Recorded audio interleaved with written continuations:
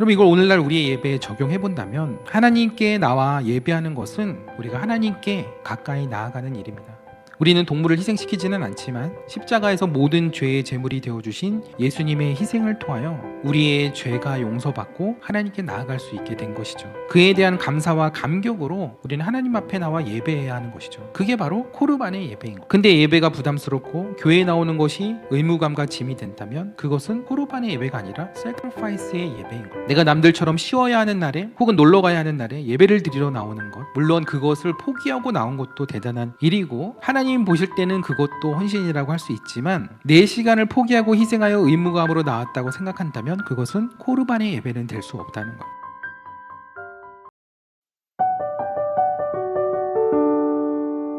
오늘부터 하나님께로 가까이 가는 길이라는 주제로 새로운 말씀 시리즈를 이제 나누게 됩니다.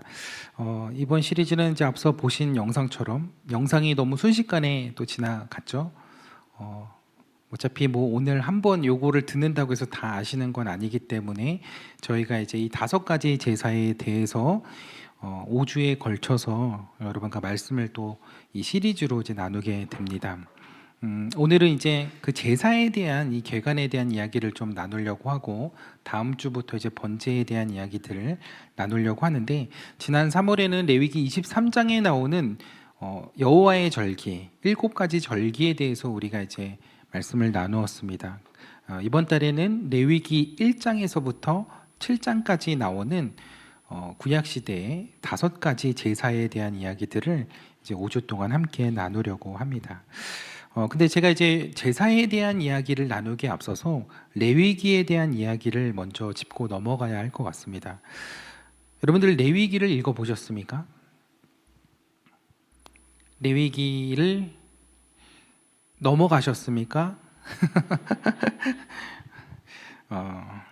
읽어보신 분들은 아시겠지만 이 레위기는 쉽게 읽혀지지 않는 책입니다. 읽는다 해도 이게 어떤 의미인지 잘 모르고 그냥 지나치기 쉬운 책이죠. 그래서 레위기를 읽기 힘든 책, 지루한 책, 심지어는 잠이 안 올 때 수면제로 쓰면 되는 책으로 이야기하는 분도 있습니다. 어떤 목사님이 아침에 이제 성경을 이제 읽는데 레위기를 이제 읽는 차례인 거예요. 그 레위기를 막 읽고 있는데 너무 힘들어서 그렇게 하나님께 기도했답니다. 하나님, 오늘부터 제 성경에서 레위기는 빼겠습니다. 그렇게 기도를 했다고 합니다. 근데 그날 오후에 그 교회 건너편에 병원을 개원한 의사가 예수님을 믿겠다고 교회를 찾아온 거예요. 의사가 제 발로 찾아오니까 참 신기해서 어떻게 그런 생각을 하셨는지 묻자 그 의사는 제가 우연히 성경을 읽다가 이건 절대로 사람이 쓴 책이 아니라는 그런 생각이 들어서 교회를 나가서 내가 하나님을 믿어야겠다고 그래서 이곳에 오게 되었다고 대답을 했습니다. 근데 목사님이 한 가지 더 궁금한 것이 있었는데, 그러면 성경을 어디를 읽다가 이렇게 마음이 감명을 받으셨는지 그게 궁금했던 거예요. 그래서 물었더니 어디를 읽었던 것일까요? 어떻게 하셨어요? 레위기 4장 말씀을 보면서 거기에 이제 동물의 막 내장 기관들에 대한 표현들이 있는데, 이 표현들이 이 제물의 각을 뜨고 그 동물을 죽이는 이런 내용들이 굉장한 해부학적인 지식이 있어야 하는데, 그 당시 그 기원전의 고대 사람들이 도무지 이런 것을 그 당시에 알 수 있는 것이 불가능하다는 것이죠. 의사니까 그런 것들이 더 잘 보였겠죠. 그래서 이것은 분명히 이것을 만드신, 이것을 명령하신 하나님이 가르쳐 주시는 것이라는 그 믿음이 확 드는 거예요. 그래서 교회를 등록하고 그 의사가 교회를 등록하기 위해 이 교회를 찾아온 것입니다. 그래서 이제 그렇게 교회를 등록하고 의사가 돌아간 뒤에 목사님이 하나님께 이렇게 다시 기도했다고 합니다. 하나님, 레위기 다시 넣겠습니다. 목사님조차도 읽기 어려운 책인데, 그러나 분명한 사실은 레위기는 매우 중요한 책이라는 거예요. 레위기 안에는 율법 중에 율법이 담겨 있고 복음 중에 복음이 담겨 있는 책으로서 어떻게 보면 모세에게 명령하신 그 말씀 중에서도 가장 핵심을 이루는 내용들이 이 레위기 안에 담겨 있기 때문입니다. 레위기는 모세를 시내산 회막에서 부르셔서 말씀하신 이야기인데, 레위기의 90%가 하나님께서 직접 하신 말씀으로 이루어져 있습니다. 그만큼 레위기는 사람의 말과 생각의 필터를 거치지 않은 하나님의 말씀의 순도가 매우 높은 책이라는 거예요. 이런 책이 성경에 없습니다. 그래서 유대인들은 이 레위기의 말씀을 정말 하나님의 말씀처럼 여기고 이걸 가르치는 것을 굉장히 중요하게 여깁니다. 유대인들이 전통적으로 신앙교육에 있어서 중요하게 생각하는 것이 토라 교육이죠. 그래서 아이가 5살이 되면 토라를 가르치기 시작합니다. 토라는 성경 전체를 말하기도 하지만 보통은 모세오경이라 하면 창세기, 출애굽기, 레위기, 민수기, 신명기, 요 5가지 이제 책을 이야기하는데, 이 5개의 책은 모세의 권위 아래 기록된 책이다 하여 모세오경이라고 부르게 됩니다. 근데 유대인 부모가 자녀들에게 이 토라를 가르칠 때 이 5권의 책 중에서 가장 먼저 가르치는 책이 뭘까요? 가장 먼저 무슨 책을 가르칠까요? 레위기요? 왜 자신이 없으세요? 아까는 자신 있게 얘기하셨는데. 네, 오늘은 다 정답이 레위기예요. 레위기입니다. 레위기. 창세기가 아니라 레위기로 성경 교육을 먼저 시작한다는 것, 그만큼 레위기가 얼마나 중요한 책인지를 우리가 짐작해 볼 수 있죠. 근데 왜 그들은 이렇게 지루하고 딱딱한 데다가 난해하기까지 한 레위기를 먼저 가르치는 것일까요? 성소시대 사람들이야 그 당시에 그 율법이 중요하고 제사법이 중요하니까, 절기가 중요하니까 그렇게 가르쳤다고 하지만, 오늘날의 유대인들은 왜 레위기를 지금까지도 그렇게 중요하게 가르치고 있냐는 거예요. 그 이유는 레위기가 가르치고 있는 주제와 내용 때문입니다. 레위기는 크게 2가지를 가르치고 있는데, 하나는 하나님께 어떻게 예배할 것인가 이고, 또 하나는 그러면 그렇게 예배드린 예배자는 어떻게 살 것인가 입니다. 그래서 레위기를 반으로 나누면 16장 대속제일에 대한 내용들을 기점으로 해서 앞에는 예배에 대한, 예배를 어떻게 드릴 것인지, 그리고 뒷부분에는 어떻게 살 것인지에 대한 내용을 다루고 있습니다. 한마디로 예배와 삶에 대하여 구체적으로 알려주는 책이 바로 레위기인데, 그래서 아이가 5살이 되었을 때, 그러니까 본격적으로 말하고 생각하고 인지하기 시작하면 그때부터 바로 레위기를 가르치는 겁니다. 레위기를 먼저 가르치는 거예요. 근데 레위기는 예배와 삶을 가르친다고 했는데, 이걸 한 단어로 아우른다고 하면 그것은 거룩입니다. 그래서 레위기의 주제가 거룩이라는 것을 아시는 분들이 많으실 거예요. 그래서 마음대로 그냥 살다가 어른이 돼서 나중에 그냥 회개하고 깨닫고 고치는 것이 아니고, 처음부터 세상에 물들기 전에 때 묻지 않았을 때 거룩한 예배와 삶을 가르친다는 거예요. 그래서 레위기를 먼저 가르치는 거예요. 근데 우리는 레위기를 먼저 배우기는커녕 레위기를 먼저 빼놓죠. 그래서 레위기, 그것도 이 제사에 대한 본문으로 교회에서 설교 듣기가 참 쉽지 않습니다. 그런 의미에서 여러분들이 이곳에 온 건 복받은 것이다 아니다? 복받은 것이다, 복받은 것이다? 네. 저는 목회자로서 재미없는 책이라는 이 레위기의 이제 오명을 늘 벗겨내고 싶은 마음이 큽니다. 그래서 이 중요한 책인 레위기에 대하여 여러분들에게 더 알려드리고 싶은 마음으로, 또 레위기를 새롭게 보실 수 있도록 시리즈의 말씀을 통해 제가 좀 잘 전해보겠습니다. 그러나 이 어려운 내용을 여러분 이제부터 각오하고 들으셔야 해요 라고 이야기하기보다는, 저는 여러분들의 마음의 문을 열고 이 레위기를 통해서 전해지는 그 하나님의 마음을 느껴보시라고 말씀드리고 싶습니다. 레위기에 담겨있는 그 구체적인 그 내용들을 우리가 어떻게 다 기억하겠어요. 그러나 거기에 담겨있는 하나님의 마음, 우리를 향하신 그 하나님의 마음이 담겨 있다는 거예요. 여러분, 우리 인생의 참된 복은 하나님과 함께함에 있고 그분을 예배함에 있습니다. 왜냐하면 하나님이 우리를 창조하신 목적이 거기에 있기 때문에 그래요.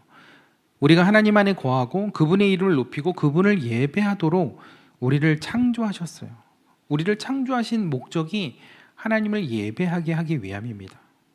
그래서 우리가 그 목적에 따라 하나님과 동행하고 하나님께 예배할 때에 우리에게 가장 큰 은혜와 행복이 찾아오는 것입니다. 근데 구약 시대에는 이스라엘 백성이 그렇게 하나님과 함께하고 하나님께 예배하기 위한 유일한 길이, 유일한 방법이 바로 희생 제사였습니다. 희생 제사가 왜 필요하냐? 우리가 거룩하신 하나님 앞에 나아가기 위해서는 희생이 필요하기 때문입니다. 하나님 앞에 나아가려면 우리 또한 거룩해져야 하는데, 거룩하다는 게 뭘까요? 내 몸과 마음을 깨끗이 하고 경건하게 하는 걸 거룩하다고 이야기하는 걸까요? 거룩하다는 것은 죄와 분리되는 것을 말합니다. 그래서 거룩이라는 단어가요, 히브리어로 카도시라고 합니다. 근데 그 뜻이 구별되다, 떼어놓다, 분리하다라는 뜻이에요. 그러니까 이건 단순히 도덕적으로 깨끗해지는 것을 말하는 것이 아니라 죄와 분리되고 완전히 멀어지고 죄를 떼어내고 난 뒤에 하나님께 속하게 된 상태, 그것을 거룩이라고 정의하고 있는 것입니다. 그래서 하나님께 나아가려면 죄와 분리되어야 한다는 거예요. 왜냐하면 하나님은 거룩하신 분이기 때문에. 빛과 어둠이 공존할 수 없듯이 하나님, 완전한 선이시고 거룩하신 하나님과 함께 하려면, 하나님께 가까이 가려면 우리도 우리 안에 있는 그 어둠과 죄와 악을 제거하고 가야 되기 때문에 그런 거예요. 그 죄를 떼어내는 방법, 그것으로 하나님께서 말씀해 주신 것이 바로 희생제사라는 거예요. 그건 나를 대신하여 희생당할 동물에게 내 죄를 안수하고 전가시켜서 죽이고 태우는 그 과정을 통해 그 죄를 제거하는 것, 죄의 문제를 해결하는 방편인 거죠. 일시적인, 예수님이 오시기 전까지의 일시적인 방법입니다. 근데 이 희생이라는 단어 때문에 우리는 이 제사를 매우 부담스럽게 바라볼 수밖에 없어요. 근데 유대인들이 생각하는 이 제사의 개념과 오늘날의 크리스천들이 생각하는 것과는 좀 사뭇 다릅니다. 그 제사를 표현하는 단어만 봐도 그 차이를 볼 수 있는데, 영어로 희생제사를 뭐라고 할까요? sacrifice라고 합니다. 희생이란 뜻이죠. sacrifice에는 완전한 포기와 단념, 그리고 내려놓음, 이런 의미들을 내포하고 있습니다. 그래서 바울이 이렇게 권면하죠. 너희 몸을 하나님이 기뻐하시는 거룩한 산 제물로 드리라. 우리 몸을 산 제물로 드리라는 것이 굉장한 희생과 굉장한 비장한 결단이 필요해 보이는 것처럼 보입니다. 이런 이유로 무시무시하고 부담스러운 sacrifice, 이게 이제 교회에서 이야기하기가 참 부담스러운 거죠. 그래서 교회에서 조금 더 완화된 표현인 devotion이라는 단어를 사용하기도 합니다. devotion은 헌신이라는 뜻이죠. 느낌이 확실히 달라요. 근데 요즘엔 더 의역해서 commitment라고, 의탁이라는 단어도 종종 사용합니다. 아마도 완전한 희생과 헌신을 오늘날 현대인들이 부담스러워하다 보니 희생제사의 의미를 조금 완곡하게, 두루뭉술하게 희석시키다 보니 의탁이라는 단어까지 가게 된 것 같아요. 근데 그렇게 지나친 의역을 하다 보면 이 제사의 본래의 중요한 의미를 놓칠 수가 있습니다. 그래서 그 의미를 잃지 않고 하나님이 의도하신 그 뜻을 아는 것이 중요한데, 그래서 우리가 성경을 바로 아는 것이 중요합니다. 그러니까 성경에 대한 무지로 인해 우리가 하나님에 대한 정말 많은 오해를 가지고 살아가는 것이 바로 이 때문입니다. 우리가 성경에서 희생제사의 대표적인 사건 하면 떠오르는 것이 이삭의 번제 사건이죠. 이거보다 더 극적인 희생제사가 없습니다. 왜냐하면 제물을 아들로 삼아 드리는 제사이기 때문이죠. 그것도 100세까지 기다려서 너무나 어렵게 낳은 그 독자를 희생제물로 바치라는 것. 10명의 자식이 있어도 자녀 한 명을 제물로 바친다는 것은 너무나 끔찍한 일이고 있을 수 없는 일입니다. 그래서 우리가 이 이야기를 보면서 은연중에 하나님은 참 너무 짓궂으신, 아니 너무 잔인하신 분이 아닌가라는 그런 인식을 하고 있는지도 모릅니다. 근데 이것은 하나님에 대한 분명한 오해입니다. 하나님이 왜 하필이면 그 독자 이삭을 그렇게 아브라함에게 바치라고 했던 걸까요? 아브라함의 믿음을 시험하기 위해서? 우리가 이 오해를 풀기 위해서는 희생제사의 의미를 알아야 됩니다. 여러분, 희생제사, 제사는 히브리어로 코르반이라는 단어를 씁니다. 여러분, 고르반이라는 단어 들어보셨나요? 마가복음 7장에 보면 고르반이라는 단어가 나옵니다. 성경에 유일하게 이 단어가 나와요.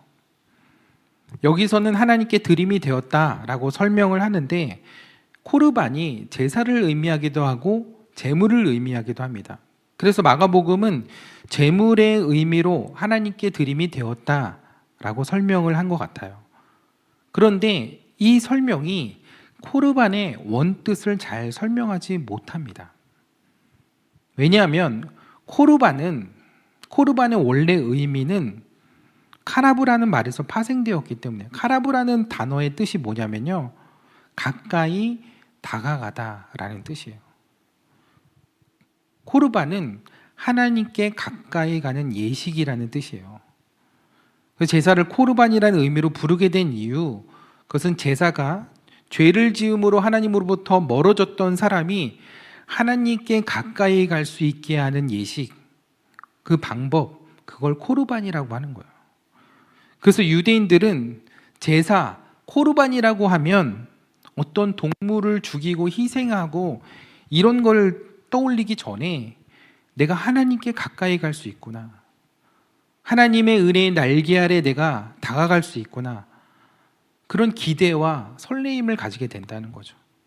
하나님과의 친밀한 관계를 회복할 수 있는 그 길이 있음에 감사와 감격으로 이 제사의 자리에 나아가게 된다는 거예요. 오늘날 우리가 상상하고 생각했던 것처럼 죽이고 불태우고 이런 의미가 이 히브리어 코르반의 언어에는 담겨 있지 않다는 거예요. 그래서 유대인들은 코르반 하면 두렵고 떨리는 마음도 있겠지만 오히려 하나님께 가까이 나아갈 수 있는 그 설렘과 기쁨이 더 큰 의미를 갖고 있는 그 단어, 그게 바로 코르반이라는 거예요. 여러분, 이걸 오늘날 우리의 예배에 적용해 본다면 하나님께 나와 예배하는 것은 우리가 하나님께 가까이 나아가는 일입니다. 우리는 동물을 희생시키지는 않지만 십자가에서 모든 죄의 제물이 되어주신 예수님의 희생을 통하여 우리의 죄가 용서받고 하나님께 나아갈 수 있게 된 것이죠. 그에 대한 감사와 감격으로 우리는 하나님 앞에 나와 예배해야 하는 것이죠. 그게 바로 코르반의 예배인 거예요. 근데 예배가 부담스럽고 교회에 나오는 것이 의무감과 짐이 된다면 그것은 코르반의 예배가 아니라 sacrifice의 예배인 거예요. 내가 남들처럼 쉬어야 하는 날에 혹은 놀러 가야 하는 날에 예배를 드리러 나오는 것, 물론 그것을 포기하고 나온 것도 대단한 일이고 하나님 보실 때는 그것도 헌신이라고 할 수 있지만 내 시간을 포기하고 희생하여 의무감으로 나왔다고 생각한다면 그것은 코르반의 예배는 될 수 없다는 거예요. 근데 의외로 많은 분들이 그걸 예배라고 오해하시는 분들이 많아요. 물론 그런 마음으로 예배하러 오는 분들에게 하나님께서는 은혜를 주십니다. 그러나 우리의 예배를 받으시는 그 하나님을 기쁘시게 하기 위해서, 그 하나님의 마음을 흡족하기 위해 우리가 어떤 예배를 드려야 하냐, 그것은 예배하러 나온 것보다 어떤 마음으로 나왔냐가 더 중요하다는 거예요. 여러분들은 오늘 어떤 마음으로 예배의 자리에 나오셨나요? 날씨도 꿉꿉하고 몸도 피곤한데 가족들이 가니까, 혹은 누군가 가야 한다고 이야기를 하니까. 어떤 남자가 교회가 너무 가기 싫은 거예요. 그래서 어머니가 교회 가자 그런데 어머니 제가 교회를 오늘 좀 빠지면 안 될까요? 그랬더니 어머니가 그래 뭐 힘들면 빠질 수도 있지. 근데 네가 목사인데 가봐야 하지 않겠냐? 그런 우스갯소리가 있더라고요. 목회자도 늘 이렇게 예배가 즐거워야 하죠. 기뻐야 합니다. 근데 저는 괜찮아요. 저는 그렇게 나오시는 분들을 진심으로 축복합니다. 그 마음을 제가 너무 잘 이해합니다. 그렇게 나온 여러분들의 마음을 또 하나님께서 귀히 여기시고 그 마음을 바꿔주실 줄 믿습니다. 근데 하나님의 마음, 우리가 하나님의 입장에서 생각해 보자는 거예요. 하나님은 여러분들과 너무나 가까이 하기를 원하시는 분이세요. 그리고 하나님과 가까이 함으로 그 누릴 수 있는 그 행복과 기쁨을 함께 누리기를 원하시는 거예요. 여러분, 아브라함이 이삭을 바칠 때의 그 고통, 하나님이 아브라함을 괴롭히려고 그렇게 이삭을 바치라고 하셨던 걸까요? 그건 하나님의 궁극적인 의도가 아니에요. 그건 그 이야기의 결론만 봐도 알 수 있는 거죠. 하나님은 이삭의 희생이 아닌 어린 양의 희생을 준비하셨어요. 근데 그 어린 양은 장차 우리를 위해 죽으실 독생자 예수 그리스도를 표징하는 것이죠. 결국 희생의 주체는요, 내가 아니에요. 우리가 아니에요. 바로 하나님이셨던 거예요. 내가 희생할게. 너는 나를 사랑하는 마음으로 나에게 나오기만 해.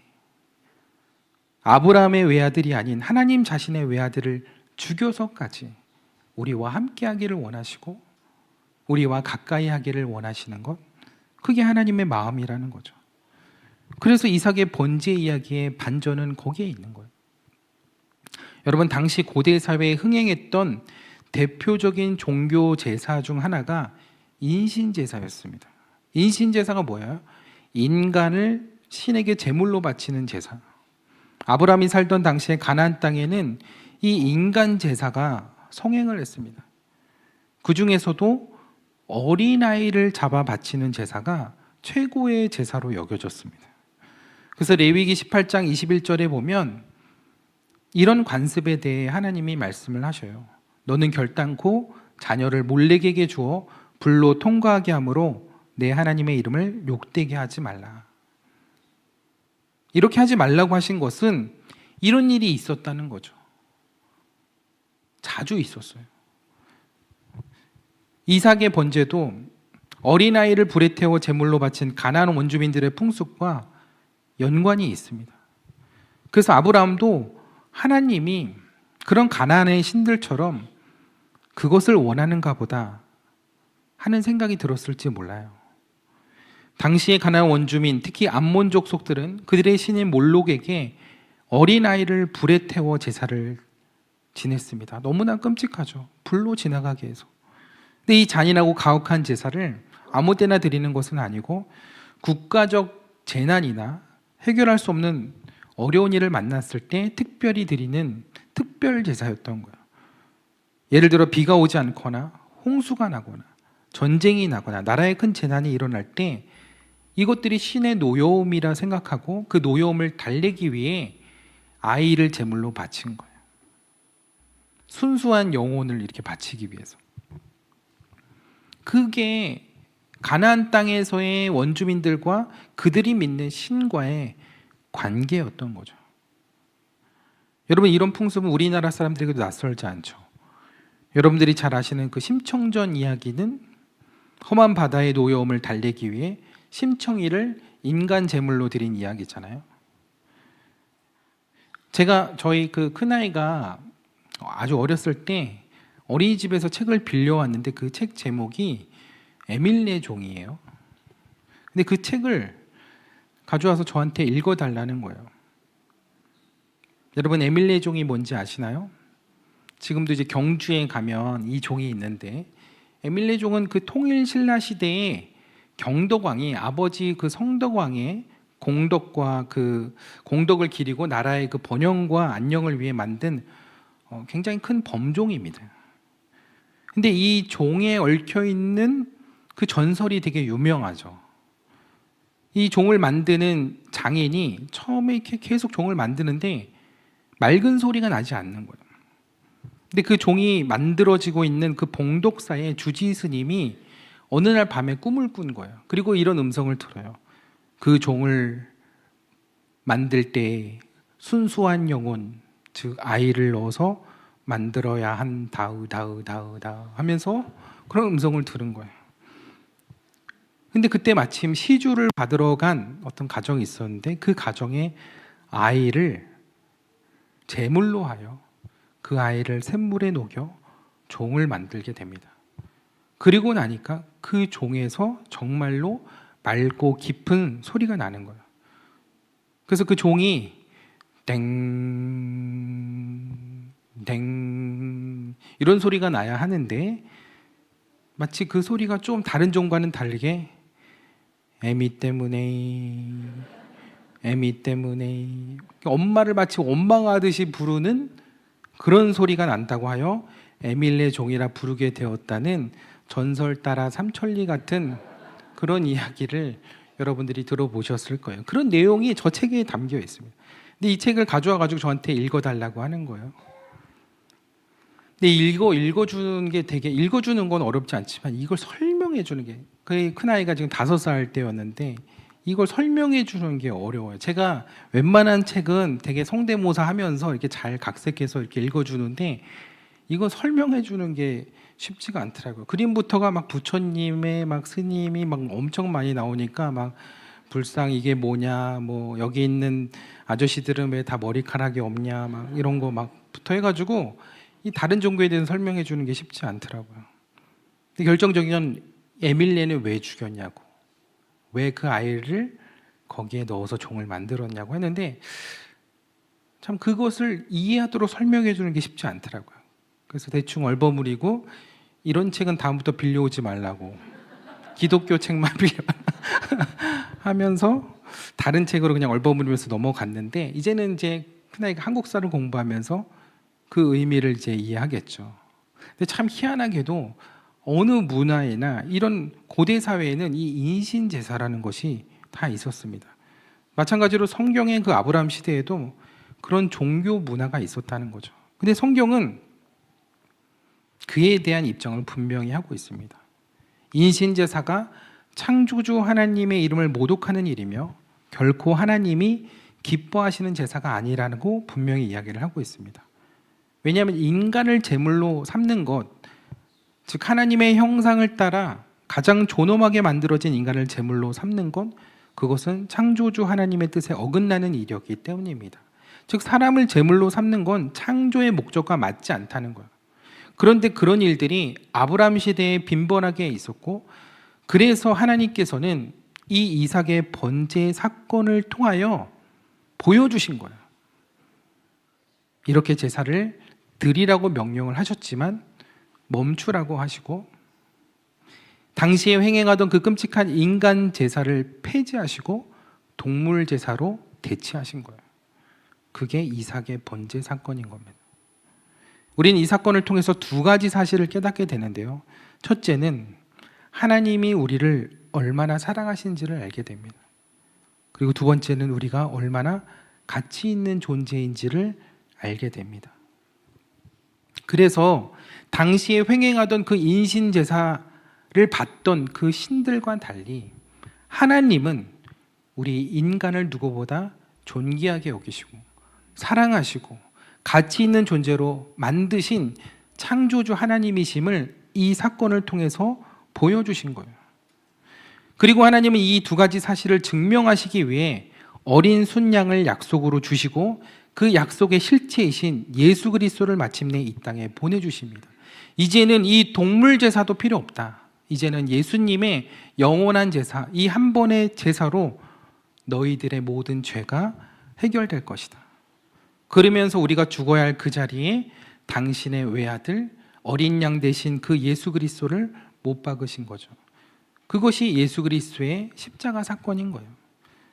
그래서 그리스도께서 우리를 위해 죽으신 사건은 그 십자가에서 우리의 죄를 영원히 해결하신 제사, 제물이 되어 주신 거예요. 우리가 하나님께로 가까이 나아갈 수 있도록 코르반의 길을 열어주신 그 제사가 바로 십자가의 제사라는 거죠. 그래서 우리가 언제든 어디서든 하나님 앞에 거룩함으로 설 수 있게 된 그 사건, 그것이 바로 십자가의 사건이고, 그 사건은 이삭의 번제 사건으로부터 이어지는 사건입니다. 그래서 이삭이 번제를 드렸던 그 모리아산의 그 자리에 예루살렘 성전이 세워지고, 그 성전이 무너지고 성전의 몸 되신 예수님이 그 십자가에서 그 모든 제사를 완결하신 거예요. 그래서 이삭의 번제 사건이요, 표면적으로는 아브라함의 순종과 믿음을 테스트한 사건처럼 보이지만 그 내면적인 의미는 우리를 향하신 하나님의 사랑과 약속을 보여주신 사건이라는 거야. 그래서 우리가요, 성경을 잘 봐야 돼요.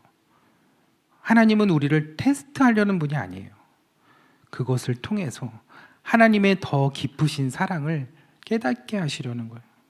우리가 성경을 통해 하나님의 마음을 잘 읽어야 합니다. 여러분, 아담과 하와가 하나님을 떠났을 때 아담과 하와를 그 자리에서 죽이셨나요? 혼내셨나요? 징계하셨나요? 하나님이 가장 먼저 해주신 일은 그들에게 가죽옷을 입혀주신 거예요. 그들에게 은혜를 입혀주신 거예요. 동물의 가죽을 얻기 위해선 희생이 필요합니다. 동물의 피 흘림이 필요한 것이죠. 그런데 그 희생이 인간 측에서의 노력이 아니라 하나님 측에서의 조치였다는 거예요. 그러기에 예배는요, 우리가 손해를 감수하면서 내 시간 드리고 내 돈 들여서 드리는 예배가 아니라는 거예요. 일요일을 하나님께 바치는 게 아니에요. 내 시간과 내 물질을 하나님께 희생하는 게 아니에요. 오히려 주의를 지키고 예배를 드리는 시간은 나에게 주신 그 하나님의 그 놀라운 사랑, 그 크신 은혜를 경험하고 그 감사와 감격으로 하나님 앞에 가까이 나아가는 시간이라는 거예요. 그래서 감사하니까, 감격하니까 물질도 드리고 시간도 드리는 것입니다. 그 순서가 바뀌면 안 돼요. 하나님의 마음은 그렇습니다. 그래서 호세아 6장 6절에서 나는 인애를 원하고 제사를 원하지 아니하며 번제보다 하나님 아는 것을 원하신다고 했어요. 하나님의 진심이 담겨 있는 말씀인 거죠. 공동 번역으로 보면 더 적나라해요. 내가 반기는 것은 제물이 아니라 사랑이다. 제물을 바치기 전에 이 하나님의 마음을 먼저 알아다오. 즉 우리가 하나님께 나아갈 때 어떤 격식과 제물을 가지고 나아가기 앞서 하나님을 사랑하고 하나님께 가까이 나가는 것이 아니라는 거죠. 우리는 먼저 그 하나님의 사랑을 입은 자들이에요. 하나님의 은혜를 입은 자들이에요. 그러기에 우리가 이 자리에 있는 것이죠. 그러기에 그 하나님께 더 가까이 나아가려고 하는 것이죠. 그래서 우리가 아까 찬송했잖아요. 봉헌할 물건 나 없어도 주께로 날마다 더 가까이 내 죄를 주께 다 고하니 주님의 보혈로 날 씻으사 눈보다 더 희게 하옵소서. 주님이 우리를 위해 죽으심으로 주님의 보혈로 우리가 거룩함을 입고 죄와 분리되어서 하나님께 더 가까이 나아갈 수 있는 거예요. 봉헌할 물건이 있어서가 아니에요. 재물이 있어서가 아니에요. 내가 하나님께 드릴 게 있어서가 아니라는 거죠. 하나님은 우리의 마음을 원하시는 거예요. 여러분들의 중심을 보시는 거예요. 여러분들 이 예배의 자리, 여러분들 어떤 마음으로 오셨는지 모르겠지만 하나님은 여러분들을 진심으로 기다리셨어요. 여러분들이 진심으로 이 시간을 통해 하나님을 바라보고 하나님을 생각하고 하나님과 함께함을 느끼기를 원하세요.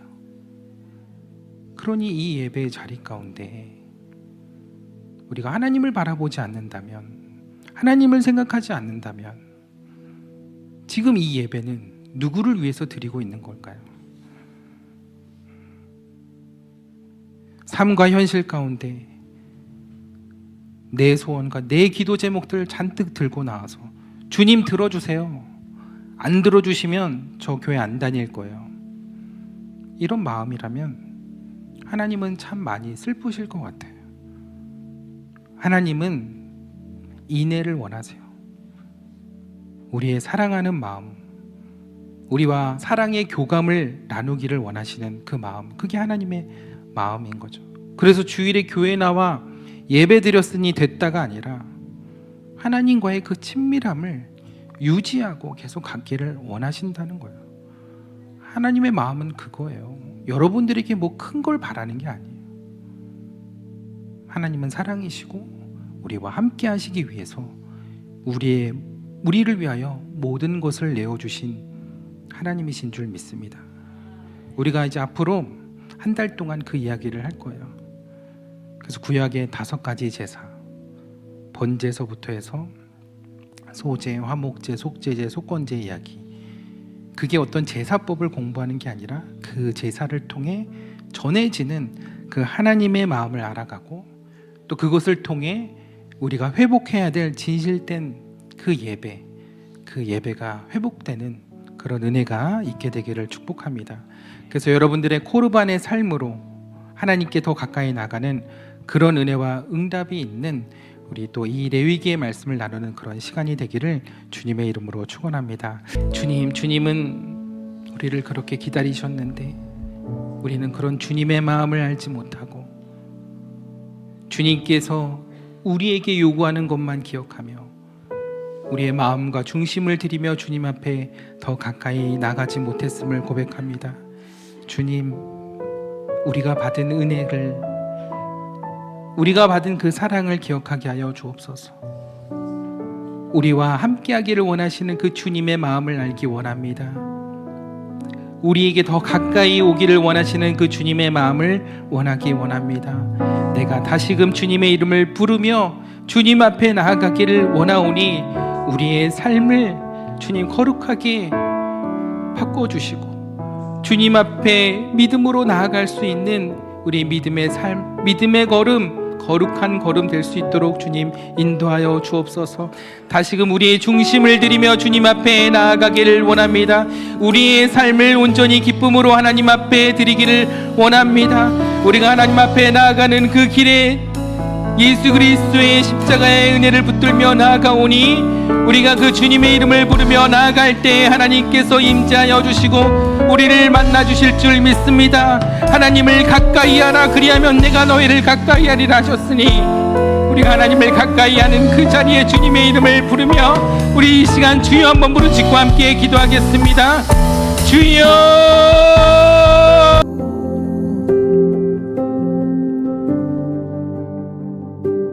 When I wake, I know you are with me.